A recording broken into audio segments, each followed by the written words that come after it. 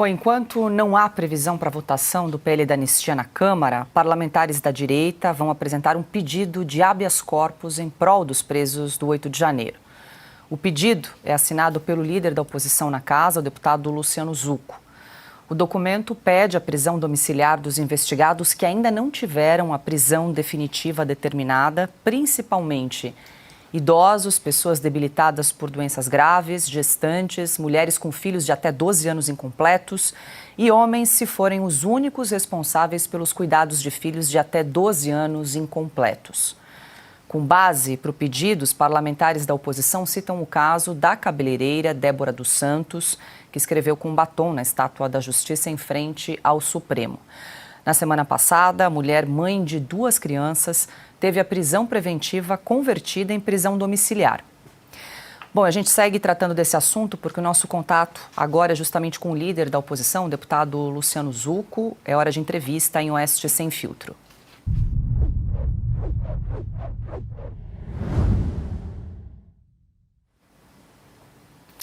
Deputado, muito boa noite. Obrigada mais uma vez pela gentileza de conversar conosco em Oeste Sem Filtro. Seja bem-vindo.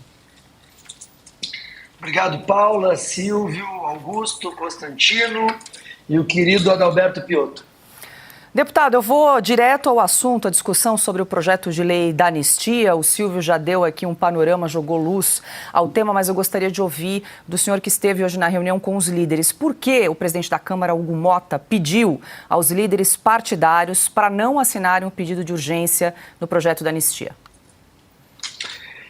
Olha, Paulo, eu estava escutando vocês, a análise são análises inteligentes e o que eu noto claramente é que ele está embretado, porque ao mesmo tempo que ele tem um compromisso com a direita, com a oposição, ele tem também que contentar o governo. Só que ele acabou sendo envolvido numa pauta que hoje é uma pauta nacional, que é um clamor nacional, que não é mais só uma questão única das falas do Bolsonaro ou dos deputados da direita. Hoje a sociedade está vendo as injustiças que estão sendo cometidas, os absurdos do lado desproporcional das penas, o desrespeito ao devido processo legal, a ampla defesa, e a gente tem agora a clara evidência que o centrão, que os partidos estão do lado, né, da oposição, do lado do PL, e a gente já tem os votos, como muito bem dito aqui anteriormente, progressista, Podemos, republicanos, PSD, já estão contabilizados nas nossas contas, o que nos dá mais de 310 votos. Então não há motivo para que a gente não paute para o plenário. Eu acredito que ele, na volta desta viagem ao Japão, deve ter comentado que ia esperar, ia verificar a repercussão, só que a nossa obstrução, como muito bem falou o Silvio, está surtindo efeito. As comissões não funcionaram, tem pautas importantes a serem avançadas e o Congresso ficou incomodado, porque os partidos, inclusive de centro, têm interesses que avancem algumas pautas relacionadas aí nas mais diversas pastas temáticas. E a nossa intenção é não diminuir, pelo contrário, continuar uma obstrução total. Temos a intenção agora, com uma mudança de estratégia, de não só aguardar a assinatura dos líderes, já estamos colhendo a assinatura individualmente, já está próximo de 170. Eu já estou marcando uma reunião com alguns vice-líderes na segunda-feira, para a gente poder trabalhar bancadas, estado por estado, para atingir os 257 votos, e aí na quinta-feira não termos mais a justificativa que não temos essa assinatura de urgência.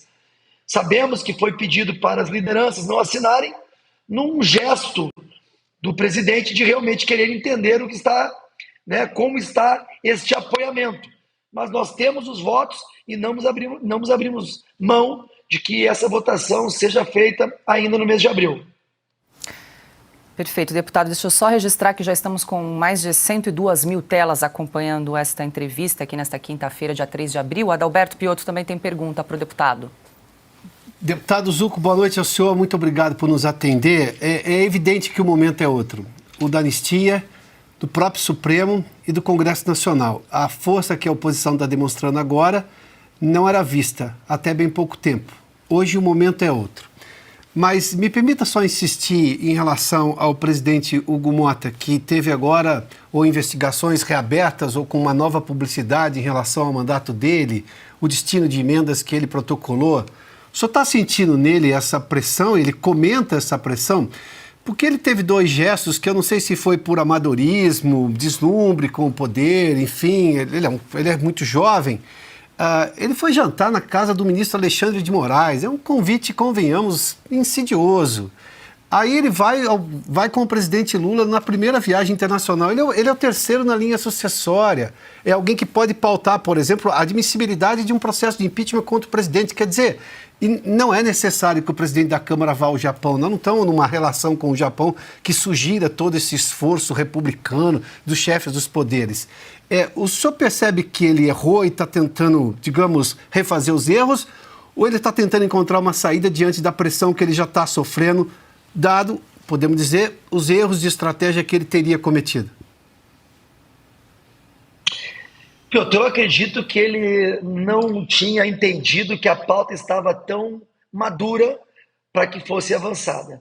Eu acredito que ele foi nessa viagem acreditando que na volta poderia se diluir um pouco. Só que, como eu disse anteriormente, não só a oposição, mas o clamor das ruas, o próprio recuo do Supremo em relação a Débora, em relação ao Jânio Janques, doente e que foi para o regime domiciliar, e essas ações começaram a mexer muito com a população e também com o parlamento, a pressão natural da sociedade, por isso que eu parabenizo a análise do Augusto, de que realmente o povo é o Supremo, e o povo é quem vai ditando essas condições.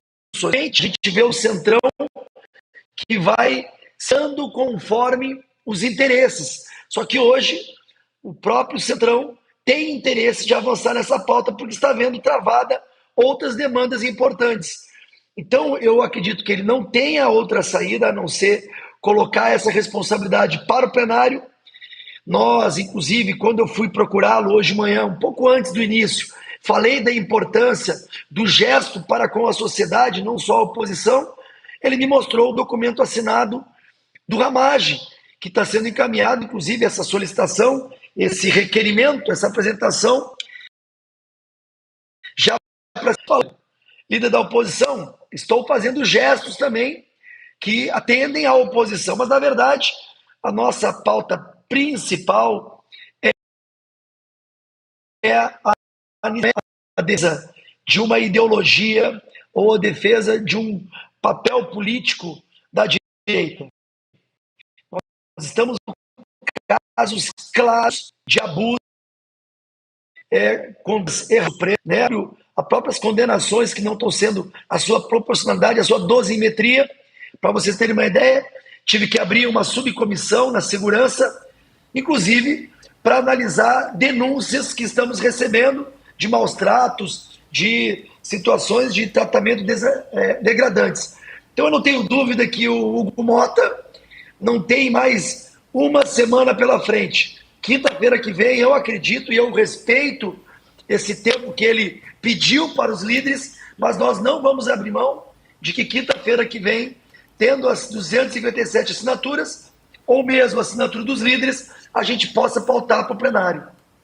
Perfeito. Deixa eu passar para o Rodrigo Constantino, que também tem uma pergunta para o deputado. Boa noite, deputado. Bem-vindo. Qual a importância dessa manifestação de domingo para colocar uma pressão de fora do povo, né, no Congresso?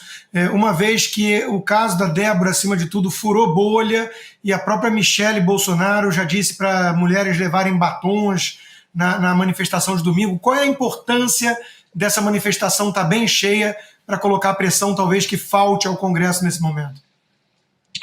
Constantino, a gente, logicamente, precisa dar uma resposta, uma imagem, uma fotografia, não só para o Supremo, mas principalmente, essa é uma pauta, como eu disse anteriormente, que já está construída, já está madura.